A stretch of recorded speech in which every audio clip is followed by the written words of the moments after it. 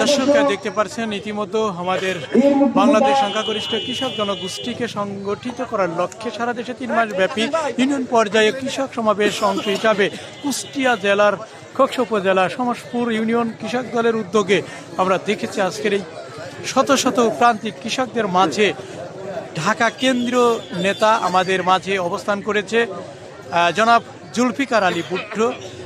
তিনি কিন্তু ইতিমধ্যে দেখতে পাচ্ছেন মাটিতে লুটে বসেছে, অর্থাৎ এই প্রান্তিক কৃষকদের দুর্দশা নিয়েই কিন্তু আজকে আমাদের কেন্দ্রীয় নেতা জনাব জুলফিকার আলী ভুট্টো এবং আমাদের খোকসা বীর মুক্তিযোদ্ধা কমান্ডার জনাব আলাউদ্দিন খান ইতিমধ্যে আমাদের আজকের এই কৃষক সমাবেশে যোগদান করেছে। আপনারা জানেন যে খোকসা উপজেলা কৃষক দলের যে আহ্বায়ক রফিক মণ্ডল তার নেতৃত্বে কিন্তু এই খোকসা সমাজপুর রেল স্টেশন চত্বরে কিন্তু আজকের এই অনুষ্ঠান অনুষ্ঠিত হচ্ছে। সম্মানিত সভাপতি এবং মঞ্চে উপবিষ্ট আছেন কুষ্টিয়া জেলা কৃষক দলের সংগ্রামী সদস্য সচিব সেনাসভা ছোট ভাই অ্যাডভোকেট মুজিবুর ইসলাম নুরুল এবং আরো উপস্থিত আছেন বাংলাদেশ জাতীয়তাবাদী দল কুষ্টিয়া জেলা শাখার আহ্বায়ক কমিটির বিপ্লবী সদস্য বীর মুক্তিযোদ্ধা আলাউদ্দিন খান সহ বিএনপি নেতৃবৃন্দ এবং আমার সাথে বিভিন্ন কৃষক দলের নেতৃবৃন্দ এবং আমার সামনে উপবিষ্ট সমাজপুর ইউনিয়ন তথা খোকসা উপজেলার কৃষক ভাইয়েরা এবং বোনেরা, আসসালামু আলাইকুম। আমি দুটি কথা বলবো, সেটা হচ্ছে বাংলাদেশের কৃষকরা আসলে অবহেলিত, কিন্তু প্রথমে উপলব্ধি করেছিলেন শহীদ প্রেসিডেন্ট জিয়াউর রহমান।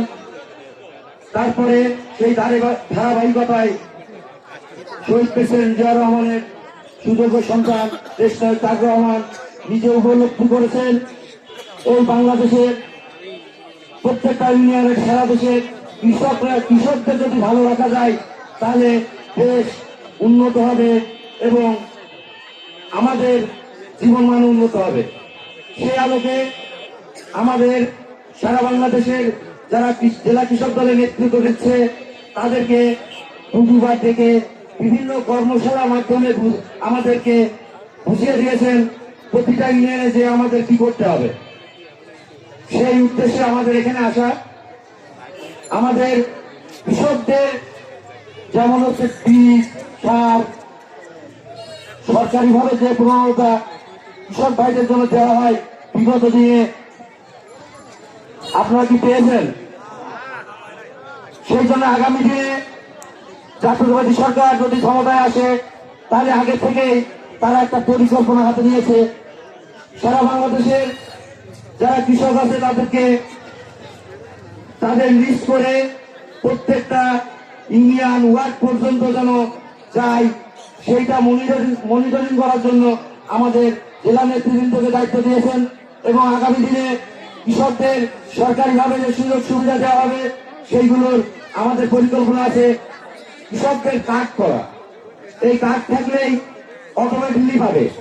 এবং আমি কৃষক ভাইদের ফোন কন্টে একটি কথা বলতে চাই, বিগত দিনে কি হয়েছে সবাই জানে, কিন্তু আগামী দিনে জাতীয়তাবাদী সরকার গঠন করলে কৃষকদের কোনো ভাতার যে কোনো জিনিস বীজ সার থেকে শুরু করে আমাদের কৃষক দলের কোন নেতৃবৃন্দ এর থেকে কোনো কিছু নষ্ট করবে না বা নিজেরা এরা ভোগ করবে না, এই যে আমি যাত্রণ করতে বলতে চাই।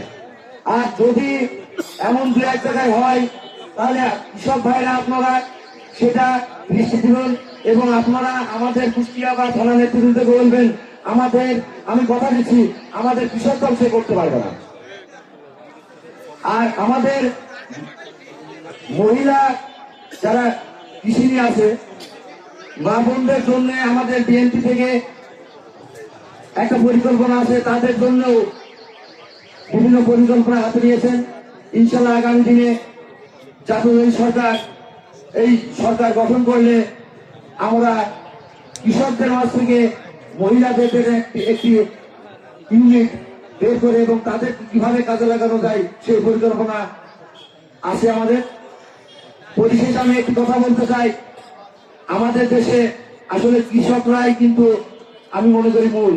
তারা বিভিন্ন রকম খাদ্য উৎপাদন করে আমাদেরকে বাঁচতে সাহায্য করে এবং এই যেগুলো উদ্বৃত্ত হয় বিদেশে রপ্তানি করে আমরা বৈদেশিক অর্থ উপার্জন করে এই দেশে উন্নয়নের স্বার্থে ব্যবহার হয়। তাই চাষিদের সবাই বিভিন্ন জায়গায় গেলে চাষা বলে এই জন্য দেশনাথ তারেক রহমান তাদের জীবন মান উন্নয়নের জন্য তারা যেন প্রাপ্য সম্মান পায় সেই জন্য তিনি আমাদেরকে নির্দেশ দিয়েছেন এবং আমাদের নিজের যেন যে তাদের সুযোগ সুবিধা বা কি আছে এটা জানার জন্য আমরা আমাদের থানা নেতৃবৃন্দের মাধ্যমে জানবো।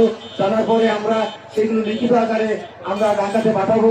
তারপরে তারা পরিমার্জন করে তারা একটা ফাইনাল পরিকল্পনা করবে, সেই আলোকে কাজ হবে। এবং আগামী দিনে আমাদের কৃষক ভাইদের আরেকটি গুরুত্বপূর্ণ কাজ হচ্ছে, সেটা হচ্ছে নির্বাচন সংক্রান্ত। আগামী দিনে জাতীয়তাবাদী সরকারকে এই যে রাষ্ট্র ক্ষমতায় আনার জন্য এই কৃষক ভাইদের একটা বিরাট এবং ব্যাপক ভূমিকা আছে। আমি আশা করব আমাদের কৃষক ভাইরা আপনারা প্রতিটা ঘরে ঘরে যে বিগত দিনে এই ফ্যাসিস্ট সরকারের অন্যায় জুলুম এবং নির্যাতন তাদের বুঝাবেন এবং আগামী দিনে আমাদের পরিকল্পনা গুলো তাদের বুঝাবেন, বুঝিয়ে এই জাতীয়তাবাদী সরকারকে এই রাষ্ট্রীয় ক্ষমতায় আনার জন্য আপনারা একটি বিশাল জনগোষ্ঠী আছেন তারা